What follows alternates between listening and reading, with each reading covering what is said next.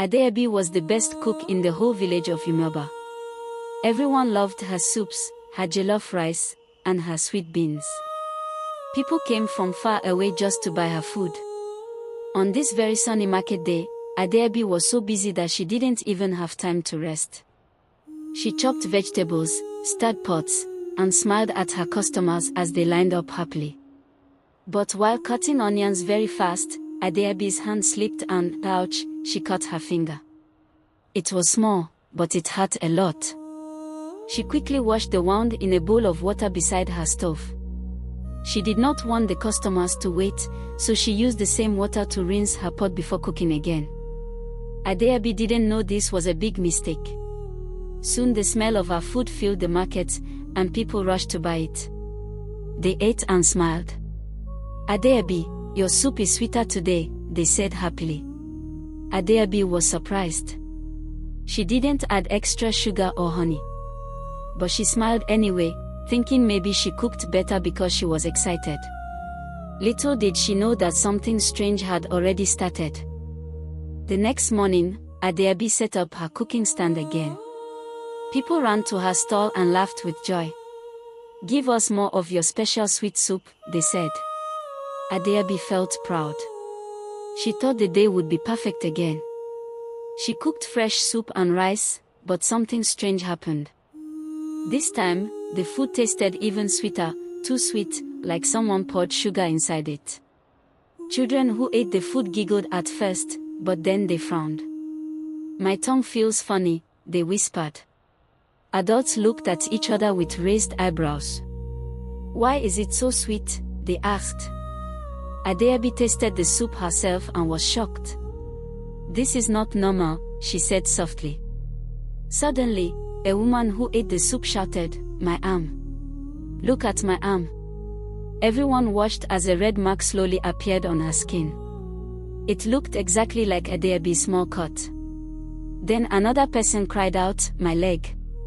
It's burning!" A similar red mark formed on his leg too. Grew wide. "What is happening?" she whispered. The sweetness had changed into something scary. The market grew silent. Something was wrong, very, very wrong. As more villagers cried out, Adaobi felt her heart beat fast. People who ate her food all began to show the same red, painful marks. Some marks were on their arms, some on their legs, and some even on their faces. Children started crying, holding their parents tightly. "It burns," they said. The village healer, Papa Mary, rushed to the market. He looked at the marks and then at Adaobi. "These marks look like your wound," he said gently. Adaobi touched her finger. The cut still hurt. It was small but deep. She gasped. "But how did my wound get on their bodies?" Papa Mary closed his eyes and listened to the wind. "Adaobi," he said slowly, "your pain has traveled through your cooking. Your heart has been hurting for a long time. Maybe the water you used carried your pain into their food." Adaobi felt tears in her eyes. She didn't want anyone to get hurt. "How do we stop it?" she asked. But Papa Mary didn't know the answer yet. The marks continued to grow, bright red like fire. The villagers grew scared, and Adaobi felt more alone than ever before. That night, Adaobi sat alone in her little kitchen. The lantern glowed softly, making shadows dance on the walls. She looked at her wounded finger. She remembered Papa Mary's words, "Your pain has been inside you for too long." Adaobi knew it was true. She had been hurt long before the small cut on her finger. She remembered losing her mother when she was very young. She remembered how she worked every day, cooking and cooking, trying to fill the empty feeling inside her heart. She never told anyone she was lonely. She never asked for help. She just smiled and cooked, hoping no one would see her sadness. A tear dropped onto her hand. "Maybe my heart has been crying all along," she whispered. She finally understood. Her wound was not just on her finger. It was also inside her heart. And the food she cooked carried the hurt she never shared. Suddenly, Papa Mary appeared at the door. "Adaobi," he said softly, "to heal the village, you must heal yourself first." Adaobi wiped her tears and nodded slowly. She knew what she needed to do. Early the next morning, Adaobi and Papa Mary walked to the old healing tree by the river.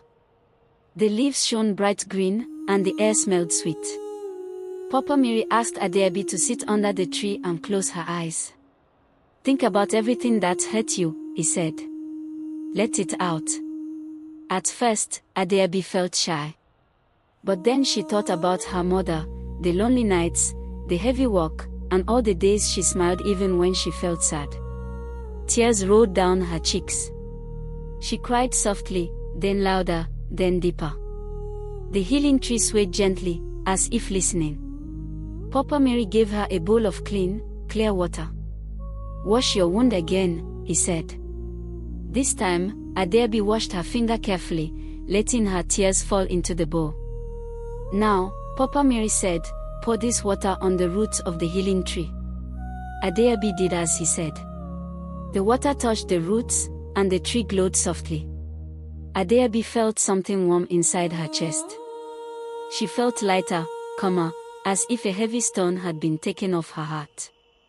She smiled for the first time in days. When Adaobi and Papa Mary returned to the village, everyone stood waiting. Their red marks still burned, and fear showed in their eyes. Adaobi stepped forward and said, "I am sorry. I did not know my pain could hurt all of you. But I have begun to heal, and I want to help you heal too." Papa Mary placed a small pot on the ground. Inside it was water from the healing tree. "Each of you," he said, "touch the water with your fingers and think of something that hurts you. Let it go." One by one, villagers stepped forward. They touched the water and felt warmth spread through their hands. Slowly, the marks on their skin began to fade. Children smiled. Adults sighed in relief. Even the old women clapped softly. Adaobi washed, her heart full. The village was healing because she chose to heal herself first. When the last person touched the water, the pot glowed bright and then became still. The marks were gone. The pain had lifted. The next day, Adaobi returned to the market, but this time she brought something different: clean water, a clean heart, and a big smile. She cooked again, but her food tasted warm and gentle, not too sweet and not strange.